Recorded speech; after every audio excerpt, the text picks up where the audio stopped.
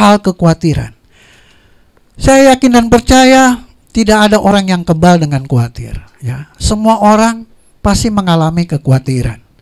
Saya pun sebagai pendeta, ya jujur saya katakan saya pun pernah mengalami kekhawatiran. Ya, dari khawatir yang ringan, ya, sampai khawatir yang berat.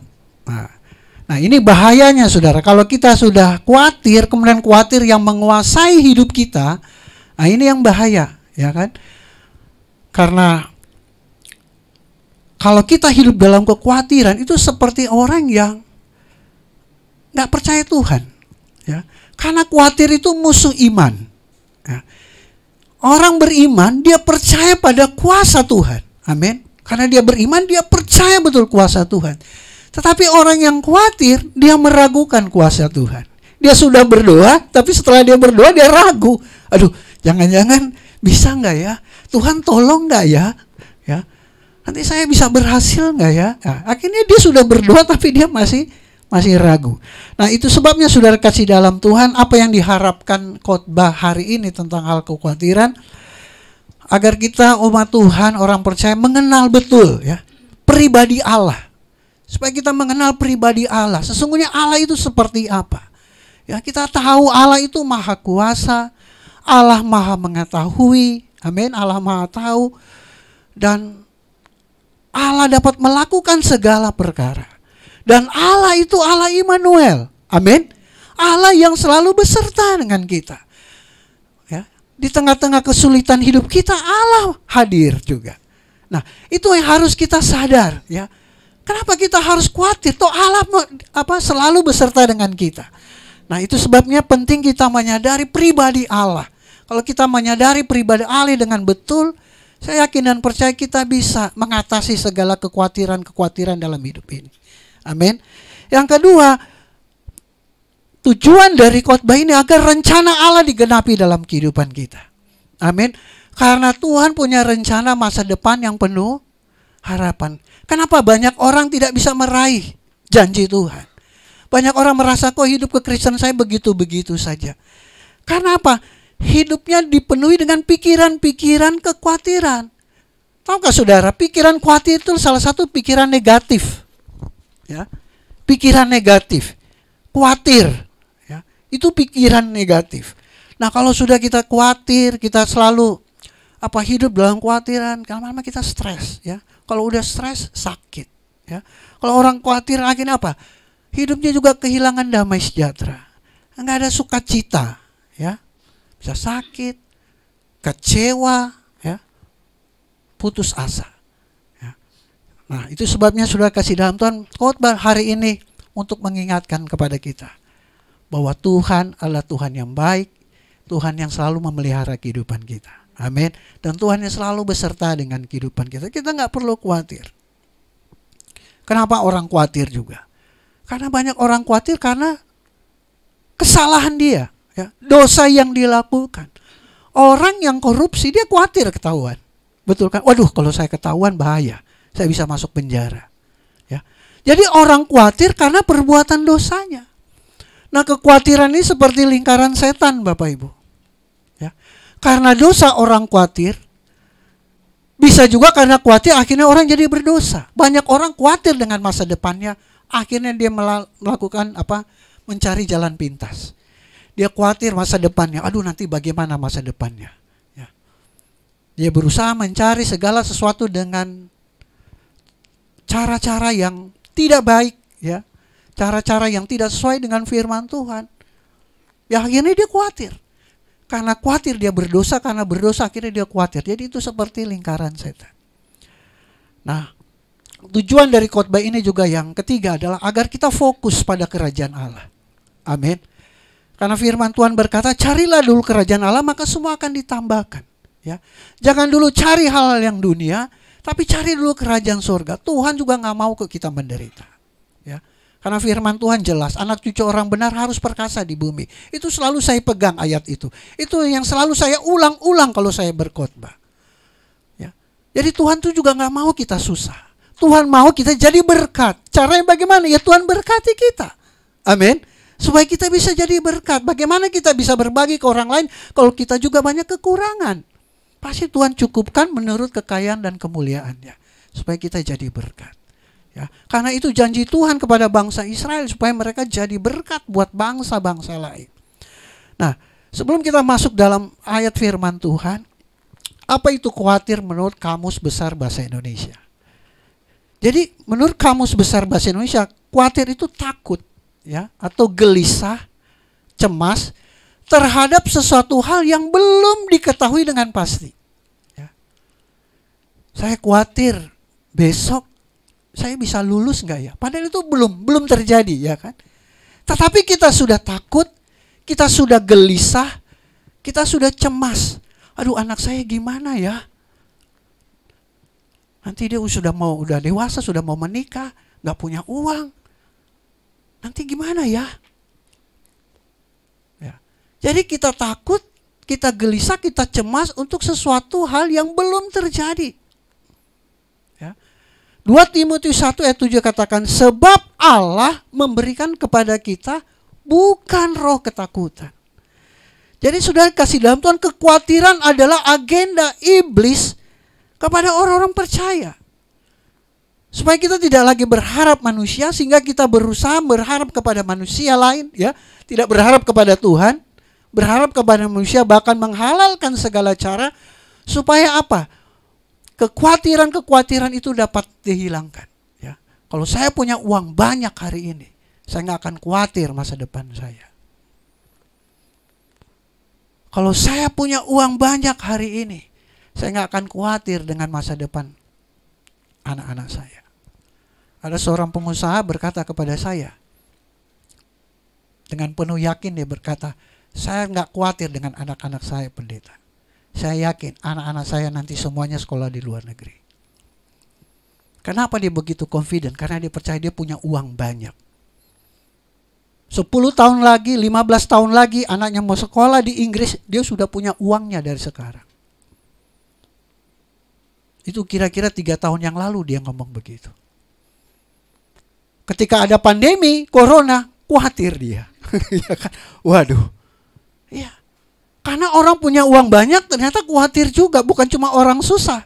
Ya, khawatir inflasi, khawatir bisnis nggak jalan, ya, dan lain sebagainya. Sementara dia harus menafkahi anak buahnya, karyawannya ada ratusan, ya.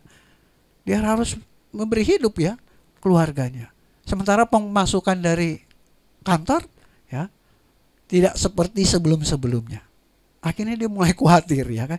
Jadi sudah kasih dalam Tuhan bahwa kekayaan harta tidak menjamin memberikan kita damai sejahtera yang sejati. Amin.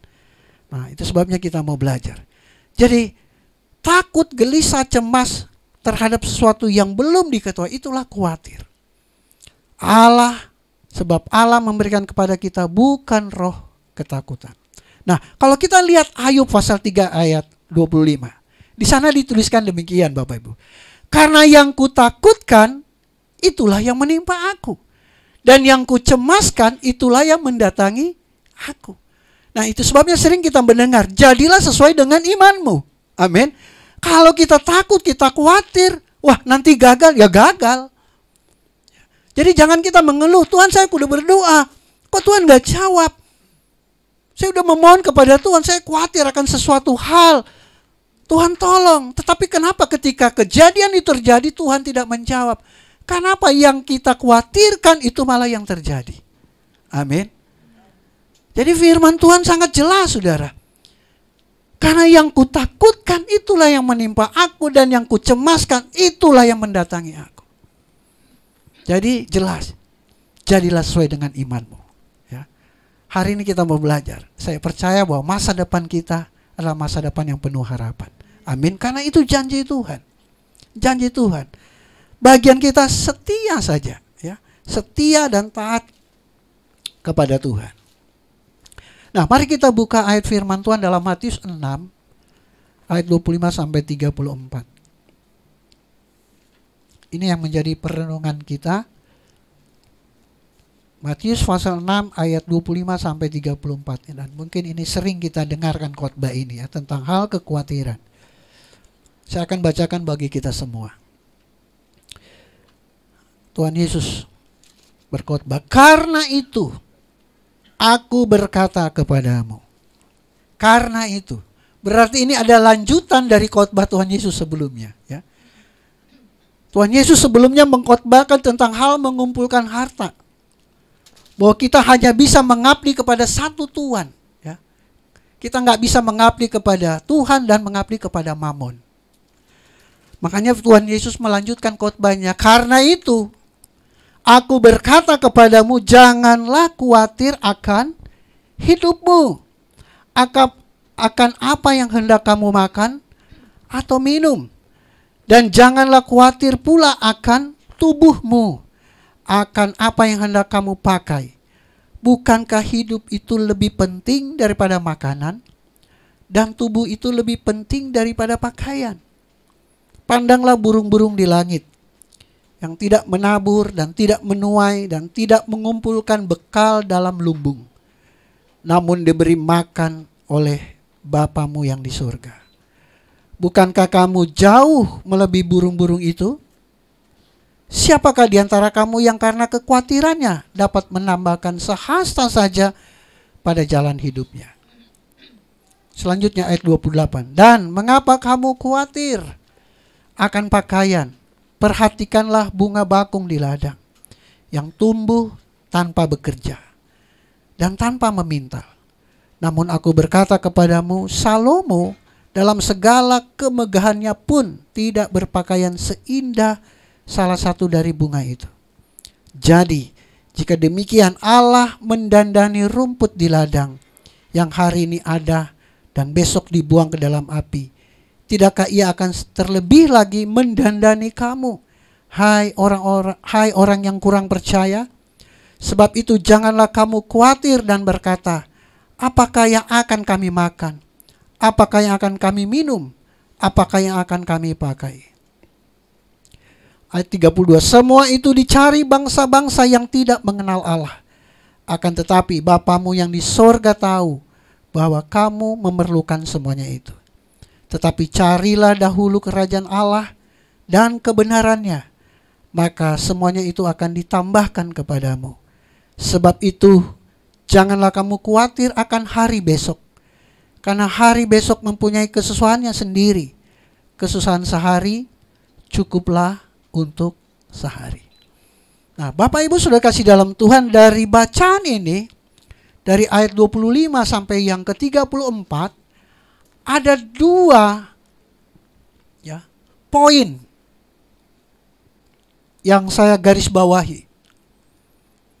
Yang pertama, bahwa bacaan ini waktu Yesus mengkhotbah ada sebuah larangan. Amin. Larangannya itu apa? Jangan khawatir. Jangan khawatir dengan apa yang kamu akan makan, minum, dan apa yang kamu akan pakai. Bahkan jangan khawatir dengan hari besok, karena kekhawatiranmu tidak menambah sehasta jalan hidupmu. Jadi yang pertama adalah larangan. Jangan khawatir. Ini perintah. Ini nggak bisa ditawar, saudara. Karena ini Tuhan Yesus sendiri, ya, yang menyampaikan kepada orang banyak, ya, tentunya kepada kita semua. Ini perintah Tuhan. Jangan khawatir.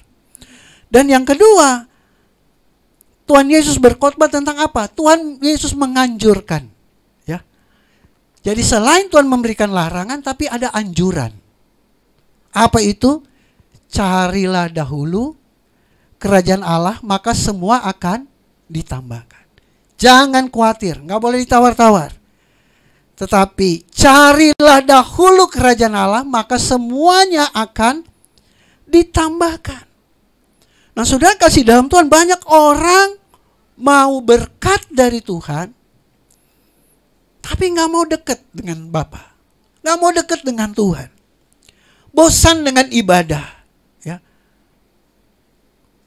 ibadah gitu-gitu aja. Ibadah membuang waktu. Ibadah itu bisa kapan saja. Ya, dia mau berkatnya, tapi dia bosan untuk beribadah. Sementara dia berharap Tuhan itu nggak boleh bosan sama dirinya. Jadi kalau saya lagi perlu, Tuhan harus jawab. Oh, ya. Dia berharap Tuhan gak boleh bosan sama hidupnya. Tapi hidupnya selalu bosan sama Tuhan. Selalu bosan untuk beribadah. Makanya firman Tuhan selalu bilang cari. Ya. Firman Tuhan harus seperti kita apa? Haus dan lapar. Ya, kalau kita lapar kita cari makan segera. Kalau nggak bisa asam lambung kumat, ya kan?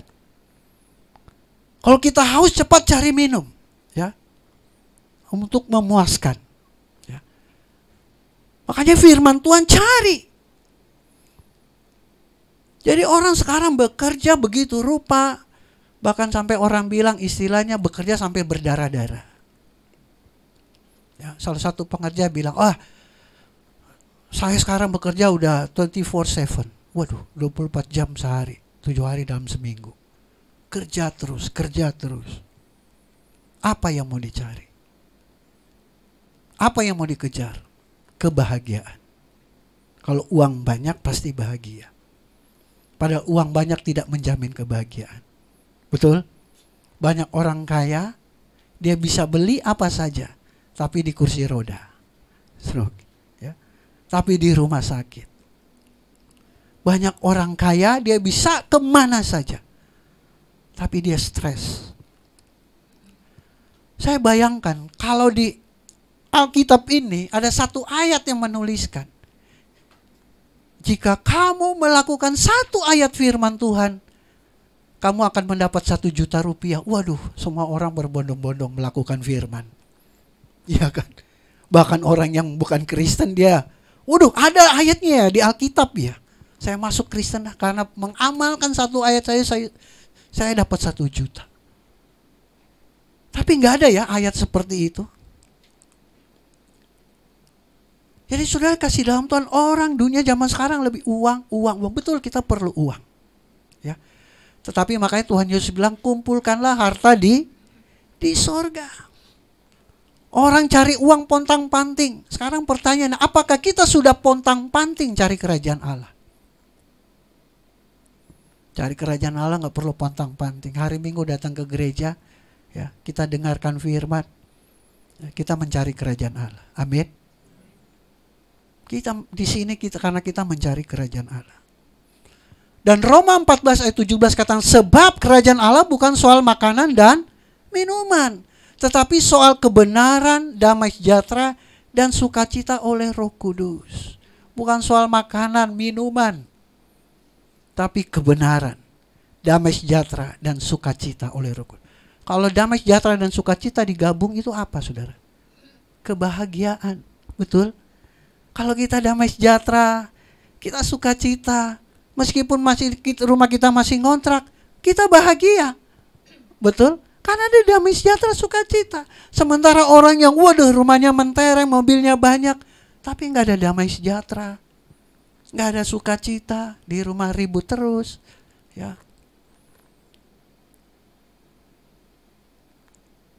Hidup penuh kekhawatiran, handphone dikantongin terus, ya. Kalau orang kaya banyak handphonenya dikantongin, takut ketahuan, ya, khawatir kalau ketahuan bahaya di rumah, ya kan.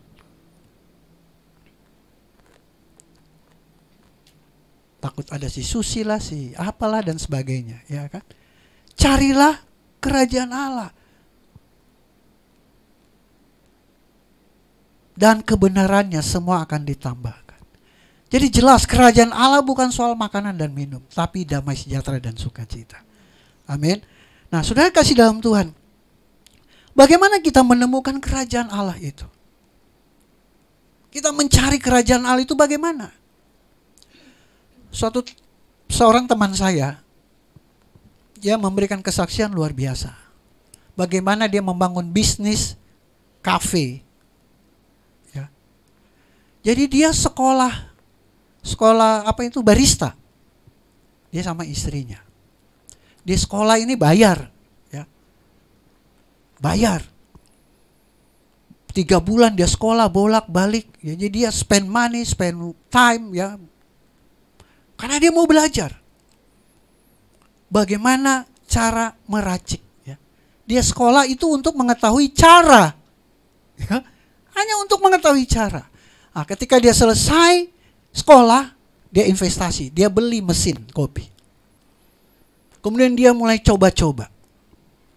Jadi di sekolah dia belajar teori, kemudian dia belajar praktek sendiri. Berbulan-bulan dia belum buka, saudara. Dia bilang ini beli bahan aja untuk kopi, dia udah habis 20 juta hanya untuk coba-coba. 1 gram kopinya, 1 gram gulanya, dia udah bikin tabel, saudara. Jadi dia bukan cuma investasi waktu, dia juga investasi uang. Ada pengorbanan di sana. Ya. Baru dia dapat itu resepnya, ya. Dia dapat formulanya. Dan itu yang dia pakai sampai sekarang. Ketika dia sudah menemukan formulanya, ya sudah, anak buahnya udah tinggal main taruh-taruh aja. Rasanya nggak akan berubah. Nah, sudah kasih dalam Tuhan, untuk mengetahui formula resep aja, orang berkorban. Dia sekolah serius. Dia beli alat, dia kumpulkan uang untuk beli alat yang mahal. Dia mengeluarkan uang untuk coba-coba. Nah, saudara kasih dalam Tuhan, mencari kerajaan Allah itu perlu pengorbanan. Amin. Mungkin kita perlu luangkan waktu, melangkah ke gereja, atau mengambil waktu di rumah untuk berdoa, bersaat teduh.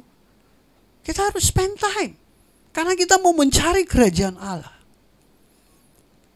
Itu sebabnya saya katakan, menemukan kerajaan Allah. Kita mencari karena untuk menemukan. Menemukan kerajaan dan kebenaran Allah. Yang pertama, kita harus mengenal dan percaya dulu kepada Allah. Amin. Kita harus mengenal. Kenapa orang khawatir nggak mengenal Allah dengan baik? Itu tadi saya katakan, berdoa tapi masih khawatir. Berarti belum mengenal Allah. Karena mengenal itu bukan sejak saya tahu, tetapi saya punya relationship dengan Allah. Itu namanya mengenal. Kita kenal presiden kita, Bapak Jokowi, seluruh Indonesia juga kenal. Tapi kita punya relationship nggak? Pernah ngobrol nggak? Ya. Jadi hanya sekedar tahu, bukan mengenal. Perlu mengenal. Hosea 6 ayat 3, firman Tuhan luar biasa. Marilah. Ya. Ini mengajak kepada bangsa Israel, marilah kita mengenal dan berusaha sungguh-sungguh mengenal Tuhan. Marilah kita mengenal dan berusaha sungguh-sungguh. Ada action, ada effort. Ya. Mengenal, berusaha sungguh-sungguh mengenal Tuhan.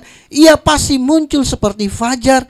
Ia akan datang kepada kita seperti hujan. Seperti hujan pada akhir musim yang mengakhiri bumi. Artinya apa? Tuhan sangat mau dikenal. Amin. Waktu kita mencari Dia, ingin mengenal, Ia akan datang seperti fajar. Seperti hujan pada akhir musim yang mengakhiri bumi. Artinya apa? Sebenarnya Tuhan tuh sangat mau untuk dikenal. Persoalannya kita ini mau nggak mengenal Dia? Ya. Kita mau nggak ada usaha yang sungguh-sungguh untuk mengenal Tuhan? Di dalam Hosea juga dikatakan, umatku binasa karena tidak mengenal Allah. Jadi mengenal bukan hanya tahu, tapi harus ada hubungan, ada relationship. Begitu banyak orang khawatir karena tidak mengenal dengan baik siapa Allah yang kita sembah. Ya. Karena tidak memiliki hubungan yang baik.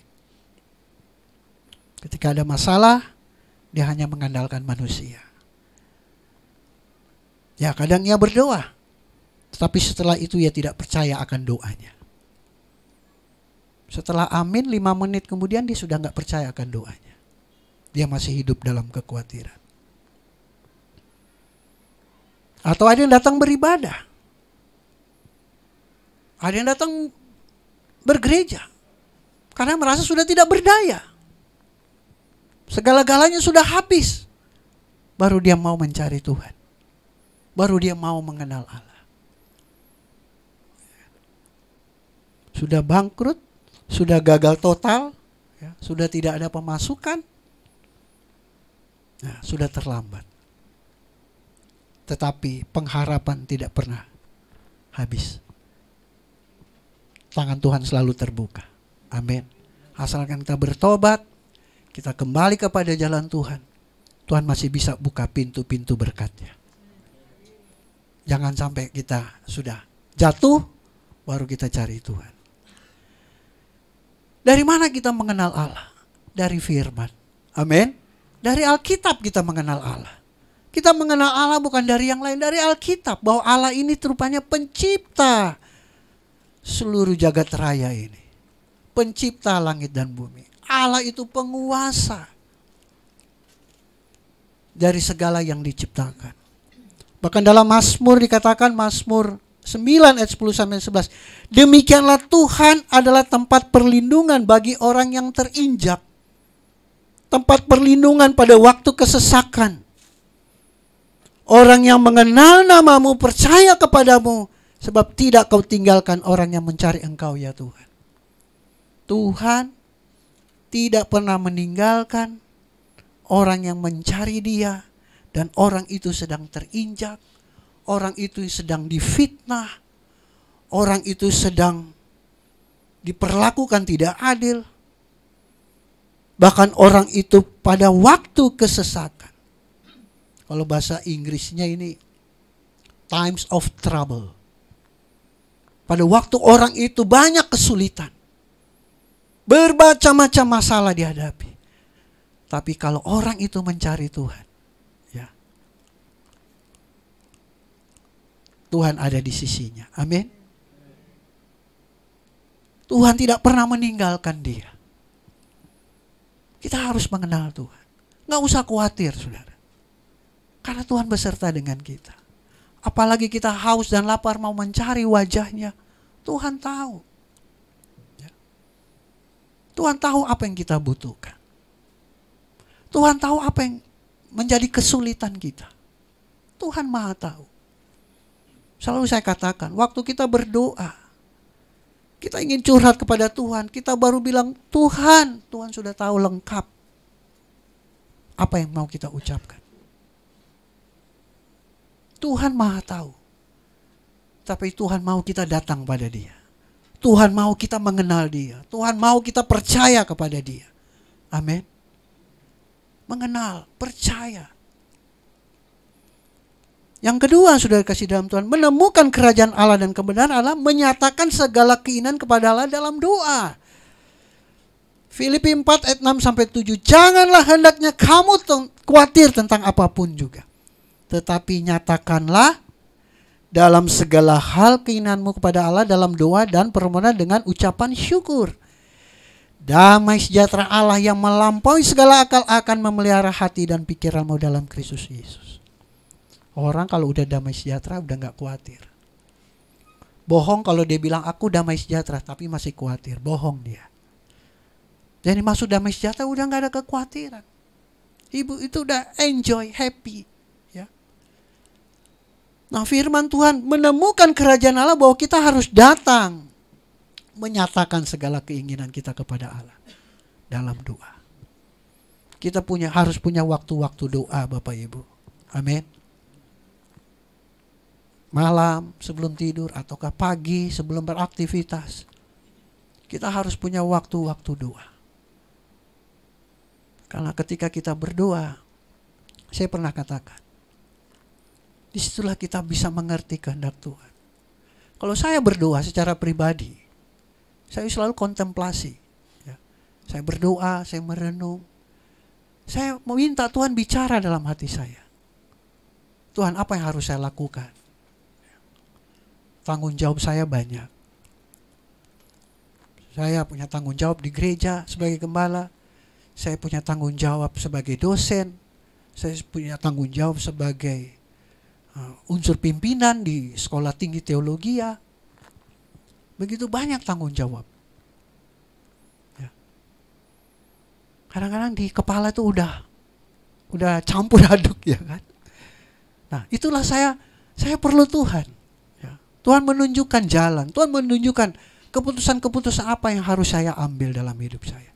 Dan saya saksikan Tuhan bicara dalam hati saya. Tuhan bicara bukan secara audible. Tuhan bisa saja bicara secara audible. Dalam Alkitab ada. Ya.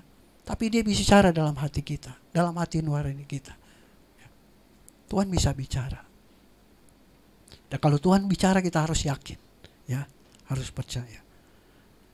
Jadi nyatakan segala keinginan kepada Allah dalam doa. Adik-adik, ya, yang masih sekolah, ya, berdoa. Kalau mau lulus, mau dapat angka terbaik, mau berprestasi, berdoa. Adik-adik mahasiswa yang sedang menyusun skripsi, ya, masih beberapa mahasiswa STT, ya, berdoa, nyatakan keinginanmu kepada Tuhan. Biar kau sukses dalam studimu, ya. Orang tua, ya, harus menyatakan segala sesuatunya kepada Tuhan. Harus ada punya waktu doa. Dan yang ketiga, saudara, berserah kepada Tuhan Yesus. 1 Petrus 5 ayat 7. Serahkanlah segala kekhawatiranmu kepadanya, sebab Ia yang memelihara kamu. Serahkan. Kalau bilakan serahkan itu memberi sepenuhnya. Betul? Kalau saya punya 10, kalau saya serahkan berarti 10-10-nya saya berikan. Ya. Beda kalau bagikan. Kalau punya 10 saya bagi 5, 7 pada orang lain. Tapi kalau bilang serahkan, berarti semuanya kita serahkan. Segala kekhawatiran kita serahkan. Jangan kita sisain lagi dalam pikiran kita. Jangan kita sisain lagi kekhawatiran itu dalam hati kita. Total, ya. Saya katakan setiap manusia pasti khawatir, tapi serahkan semuanya. Udah, serahkan, amin, dalam nama Tuhan Yesus. Tuhan Yesus pasti tolong. Tuhan Yesus pasti berikan jalan keluar. Kalau saya mau kesaksian betapa Tuhan begitu dahsyat dalam hidup, waduh, ini bisa 3 jam, saudara. Kalau mau menceritakan kebaikan Tuhan, hal-hal yang tidak terpikirkan itu Tuhan bisa sediakan, ya. Karena saya terus belajar berserah kepada Tuhan Yesus. Nah, ada orang bertanya, saya sudah berserah, tapi kok Tuhan tidak menolong? Nah, saudara kasih dalam lagi, Tuhan, nah ini harus kita perhatikan. Karena kenapa kok Tuhan gak menjawab? Saya sudah berserah kepada Tuhan. Mau berserah bagaimana lagi sampai tiarap Pak Pendeta. Tapi doa saya belum dijawab-jawab. Kekhawatiran saya belum, berarti masih khawatir. Dosa, saudara. Banyak orang khawatir karena perbuatan dosa sendiri. Coba renungkan, kalau mungkin masih ada dosa dalam hidup. Kalau orang korupsi, ya pasti dia khawatir lah, takut ketahuan. Kalau orang selingkuh, dia pasti khawatir lah kalau ketahuan. Ya. Karena perbuatan dosa itu pasti melahirkan kekhawatiran dalam hidup kita. Makanya kenapa saudara katakan, kok Tuhan gak jawab? Ya karena engkau belum bertobat.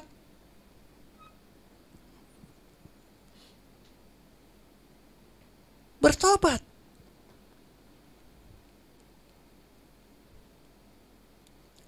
Kenapa kok Tuhan belum jawab doa saya? Karena banyak orang berserah kepada Tuhan Yesus ketika kalau lagi urgent. Lagi sangat penting. Ya. Ketika hidupnya biasa-biasa, aman-aman saja, dia lupa berdoa. Tuhan itu tahu ya kita munafik dan tidak.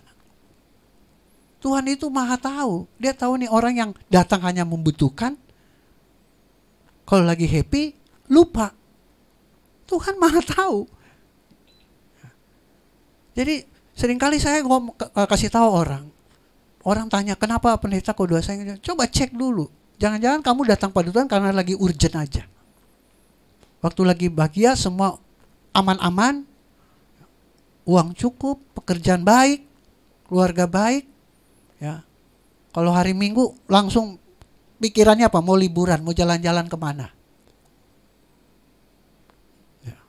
Udah punya agenda.